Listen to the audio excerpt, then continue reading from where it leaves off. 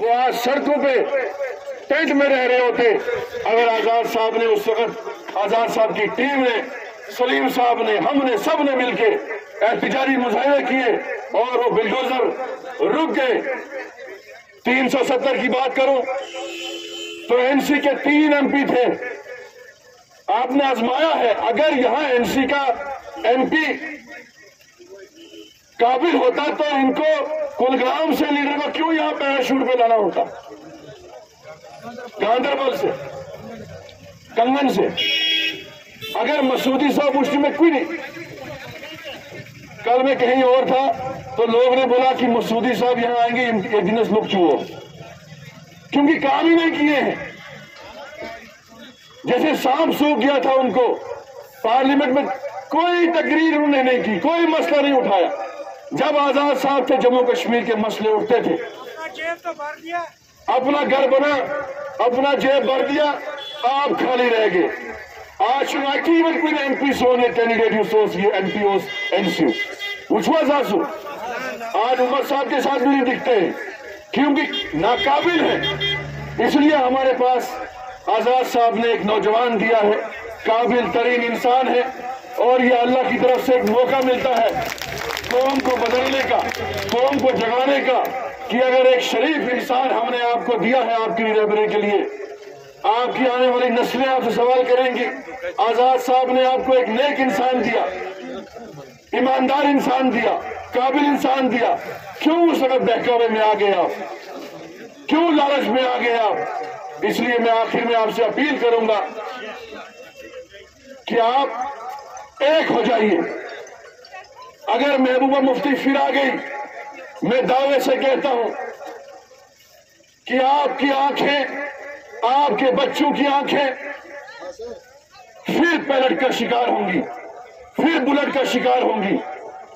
آپ نے آزمایا ہے محبوبہ مفتی کو، اس وقت دلی کو خوش کرنے کے لیے ہر وہ کوشش کی کشمیری قوم کو ذلیل کرنے کی۔ کیا آپ آرمی کیمپ کافی لینے جاتے ہیں؟ کیا آپ آرمی کیمپ دور لینے جاتے تھے؟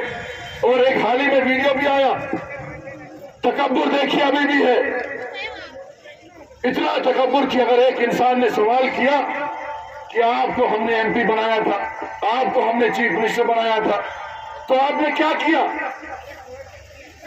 تو کس بدتمیزی سے محبوبہ مفتی پیش آئی؟ اس لیے اس کشمیری قوم جو دنیا میں جانی جاتی ہے کہ غیرت مند قوم، بہت سے الزامات لگائے جاتے تھے اس قوم پہ، ٹیلی ویژن پہ مجھے سوال کیا جاتا تھا کہ بھائی یہ قوم جو ہے، یہ نوجوان جو ہے 500 روپے میں بک جاتے ہیں، لیکن میں نے گودر وہاں یہ سوال کیا ان سے کہ اگر ہمارا نوجوان 500 میں بکتا ہے تو 6 مہینے آپ نے کرفیو میں رکھا اس عوام کو، اس قوم کو، تو پھر کیسے گزارا کیا انہوں نے؟ یہ بے غیرت قوم نہیں ہے کشمیری قوم، یہ ایمان والی قوم ہے۔ اس لیے ہمیں جواب دینا ہے ان طاقتوں کو جنہوں نے ہماری قوم کا سودا کیا۔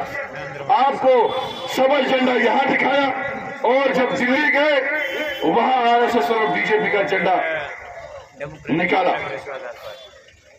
میں آخر میں آپ سے اپیل کرنا چاہتا ہوں کہ آزاد صاحب کا جو مشن ہے، ہمارا صاف مشن ہے کہ اگر آزاد صاحب نے ڈگری کالج دیے، ڈسٹرکٹ دیا، آپ کے اننت ناگ کو میڈیکل کالج دیا، یہاں سٹیڈیم بنائے، یہاں سکول بنائے، یہاں نیابتیں بنائی، یہاں تحصیلیں بنائی، یہاں سڑکیں بنائی، ان پہاڑوں کو چیر کے،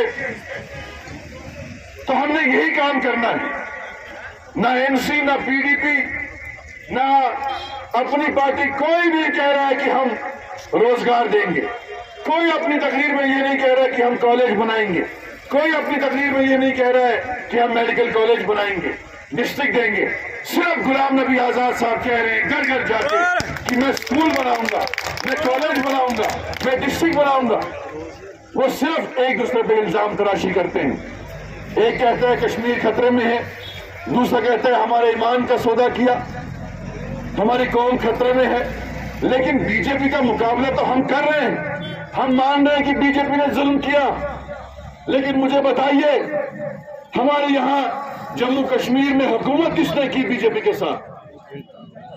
यहाँ हमारे पुलिस के भी ऑफिसर हैं, एक हमारे दोस्त थे दिल्ली में, उन्होंने हमें कहा कि मुझे सस्पेंड कर दिया महबूबा मुफ्ती ने। क्यों? क्योंकि मैंने कहा मैडम मैं इन नौजवानों को शूट नहीं करना चाहता। तो उन्होंने कहा कि अगर ये हालात खराब कर रहे हैं चला दो। एक दिन में 17 नौजवानों को शहीद कर दिया महबूबा मुफ्ती की हुकूमत ने। दिल्ली से कोई ऑर्डर नहीं आता है।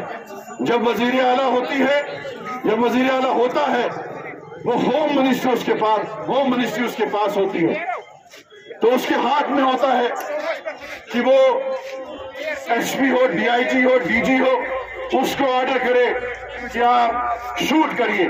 उसकी इजाजत के बगैर कोई भी शूट नहीं कर सकता पुलिस वाला, जब तक चीफ मिनिस्टर उसको ना बोले।